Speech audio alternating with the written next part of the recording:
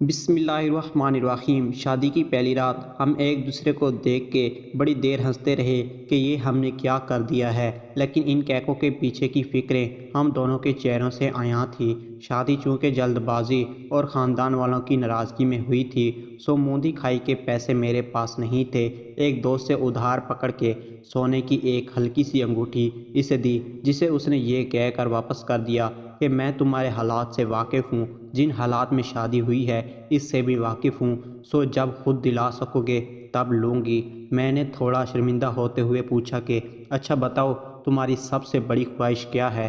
میں کسی دن وہ ضرور پوری کروں گا۔ اس نے کچھ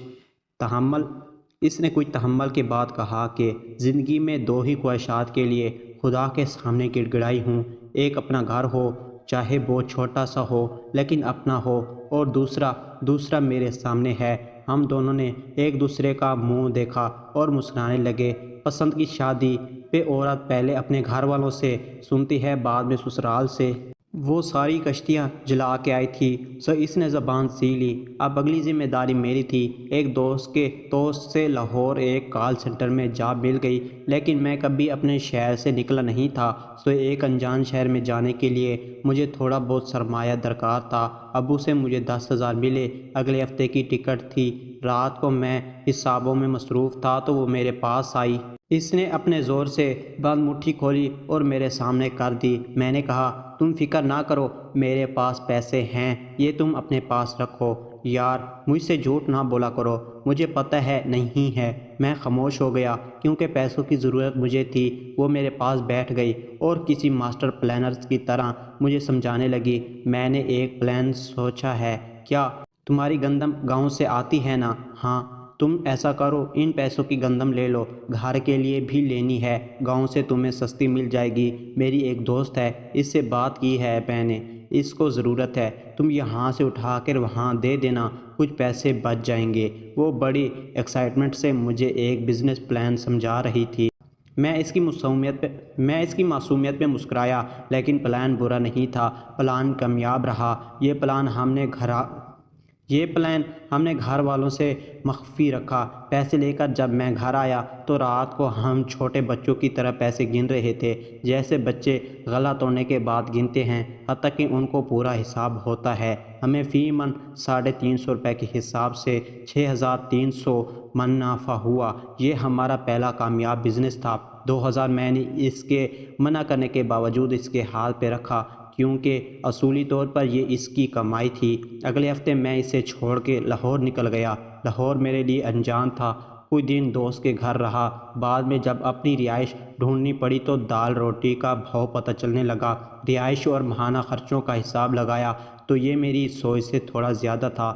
پیچھے میری ایک منتظر بیوی بھی تھی اور ایک تنخواہ میں مجھے میرا گزارا ہوتا مشکل نظر آ رہا تھا۔ پتہ نہیں یہ اس کی محبت تھی یا حساس ذمہ داری۔ میں نے بھی طے کیا کہ کچھ نہ کچھ تو ضرور کروں گا۔ اس نے اگر میرے بھروسے سب چھوڑا ہے تو اس کا بھروسہ نہیں ٹوٹنے دے سکتا۔ میں نے اپنے کال سینٹر کے قریب کام ڈھونڈنا شروع کر دیا۔ اتفاق سے وہاں ایک ریسٹورنٹ میں مجھے نوکری مل گئی۔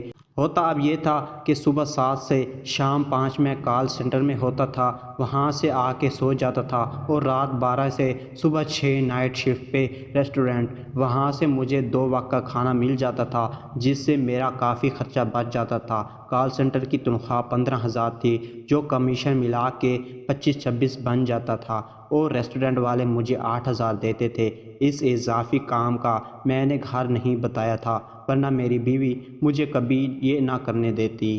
مہینے بعد گھر گیا تو 12,000 اس کے ہاتھ میں رکھ دیے۔ اس نے چمکتی آنکھوں کے ساتھ 3 دفعہ گنتی کی، پھر انہیں 2 دفعہ چوما اور نمناک آنکھوں کے ساتھ اپنے اٹیچی کیس میں اپنا حق سمجھ کے رکھ لیے۔ اس کی وہ خوشی میرے لیے کائنات کی سب سے محبوب شے تھی۔ میں اسے اپنے ساتھ لے جانا چاہتا تھا، لیکن میرے وہاں کے حالات بھی اس چیز کی اجازت نہیں دیتے تھے۔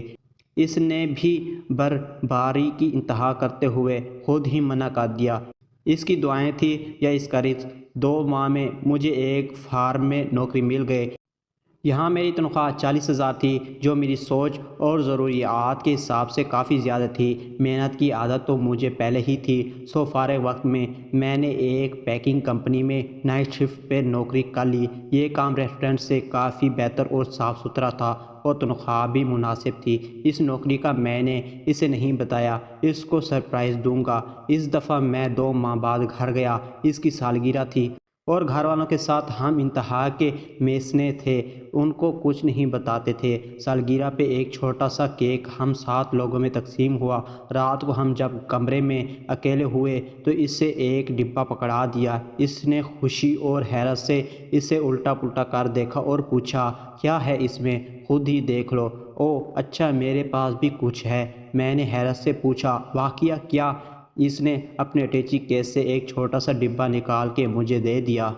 پہلے اس نے اپنا ڈبہ کھولا تو خوشی کے مارے اس کی ہلکی سی چیخ نکل گئی۔ یہ ایک اینڈرائڈ اسمارٹ فون تھا۔ اس کو فوٹوگرافی اور برانڈ سرچ کرنے کا خط تھا، جس کو وہ دوستوں کے موبائل سے کبھی کبھار پورا کر لیتی تھی۔ اس نے جلدی جلدی اسے نکالا، آن کیا اور کہا، اٹس ٹیک اے سیلفی۔ اور یہ ہماری ایک ساتھ پہلی باقاعدہ فوٹو تھی۔ اب میری باری تھی۔ میں نے گفٹ کھولنا شروع کیا۔ یہ جی شوک کی ایک اسپورٹس واچ تھی۔ اسے میری خواہشات کا بخوبی علم تھا۔ یہ کافی مہنگی تھی، جس کی میں نے زندگی میں ہمیشہ بس خواہش ہی کی تھی۔ اس کے پیسے اس نے اپنے خرچے میں سے کیسے بچائے تھے، وہ میری سمجھ سے باہر تھے۔ اس کے تحفے کے آگے میرا تحفہ شرمندہ ہو رہا تھا۔ اس رات ہم نے اپنے طوائف کو خوب انجوائے کیا۔ عورتیں گھرداری کے معاملے میں بہت دور اندیش ہوتی ہیں۔ وہ اپنے ہم سفر کے ساتھ بچوں کے نام، حتیٰ کہ ہونے والے گھر کے پردوں اور چادروں کے ڈیزائن تک شادی سے پہلے سوچ لیتی ہے۔ ہم نے شادی کی پہلی رات یہ وعدہ کیا تھا کہ اولاد کی طرف تب جائیں گے جب ان کو خود سے بہتر زندگی دے سکیں گے۔ ہماری اگلی کوشش اپنے گھر کے لیے تھی، جس کے لیے ہم دونوں ایک دوسرے سے چھپ کے کوشش کر رہے تھے۔ اس نے بھی ایک پرائیویٹ اسکول میں ٹیچنگ شروع کر دی تھی اور گھر میں بھی کچھ بچے پڑھنا آ جاتے تھے۔ گھر میں اس معاملے کو لے کے کبھی کبھی گرما گرمی بھی ہو جاتی تھی کہ بہنیں جوان ہو رہی ہیں، ان کا تمہیں خیال نہیں۔ گو کہ میں گھر میں تھوڑا خرچہ دے دیتا تھا، لیکن ساس بہو کی وہیں ازلی لڑائی کے سارا خرچہ ہمارے ہاتھ میں ہو۔ اس نے اس حوالے سے کبھی گھر بحث نہیں کی۔ وہ اپنی تنخواہ کا زیادہ تر حصہ خود ہی امی کو دے دیتی تھی۔ اس کا بھی حل ہم نے ایسے نکالا تھا کہ ایک دن میں گھر آیا ہوا تھا۔ میں نے پلان کے مطابق جان بوجھ کے اس بات پہ خوب لڑائی کی کہ خرچہ گھر نہیں دے گی، وہ جوان ہے، نئی بیائی ہے، سو اس کی اپنی بھی ضروریات ہیں۔ والدین گرج برج کے چپ ہو گئے۔ جب کہ اس کی تنخواہ آئی تو اس نے خود ہی والدہ کو تھوڑے پیسے دے دیے کہ وہ تو کہتے رہتے ہیں، ماں زہر ہو گئی ہے، کیسی فرمانبردار بہو ہے، جبکہ یہ پلان بھی بہو کا تھا۔ 2 سال بعد آخر وہ دن آ گیا جس کے لیے اس نے ساری زندگی خواہش اور میں نے محنت کی تھی۔ یہ بھی اس کا برتھ ڈے سرپرائز تھا۔ شہر کے ایک پوش علاقے میں 4.5 مرلے کا ایک پلاٹ۔ اس کو جب میں نے بتایا کہ یہ تمہارا ہے تو زندگی میں پہلی دفعہ میرے سامنے وہ دھاڑے مار مار کے روئی، جیسے یہ سب آنسو اس نے اسی دن کے لیے بچا رکھے تھے۔ ہم کافی دیر خالی پلاٹ میں مٹی پہ ایک دوسرے کا ہاتھ پکڑے بیٹھے رہے۔ وہ تھوڑی تھوڑی دیر بعد اپنی ایک انگلی زمین پر گھسیٹتی اور کسی بچے کی طرح لکھ کر دہراتی، میری ملکیت۔ زندگی اب ٹریک پہ آ چکی تھی۔ جس دن مجھے اس کی پریگننسی کا پتہ چلا، اس دن میں پاگلوں کی طرح خوش تھا۔ ہم نے گھر کا کام، بچوں کے کپڑے اور پتہ نہیں کیا کیا پلان کرنا شروع کر دیا تھا۔ ایک رات اس کی طبیعت معمول سے زیادہ خراب ہوئی۔ میں اپنی زندگی میں اس کو لے کے کبھی نہیں ڈرا، اس وقت بھی نہیں جب پورا خاندان کے سامنے اکیلا کھڑا تھا، لیکن زندگی میں پہلی دفعہ اس کی اس حالت نے میری روح نچوڑ کے رکھ دی تھی۔ میں اس سے لے کے ہسپتال بھاگا۔ میری حالت یہ تھی کہ شرٹ پہنی تھی جس کے بٹن بند نہیں تھے اور میں ننگے پیر ہسپتال میں اس کو اٹھا کے بھاگ رہا تھا۔ اس کی حالت خراب تھی۔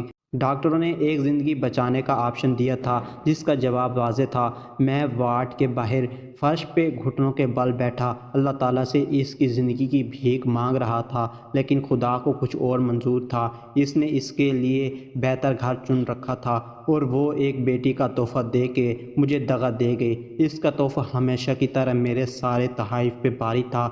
میں نے اس کے نام پر ہماری بیٹے کا نام رکھا۔ آج بھی میں اپنی بیٹی کو جب اس پوش علاقے میں ایک خوبصورت پلاٹ کے پاس اس کی ماں سے ملوانے لے جاتا ہوں تو وہ مجھ سے اکثر پوچھتی ہے کہ بابا، ماما یہاں سب سے الگ کیوں رہتی ہے؟ میں اسے ہمیشہ ٹال دیتا ہوں۔ میں اسے کس طرح بتاؤں کہ یہ اسی کا گھر تھا، یہ اسی کی ملکیت ہے، جس پہ اس کے علاوہ کسی کا حق نہیں۔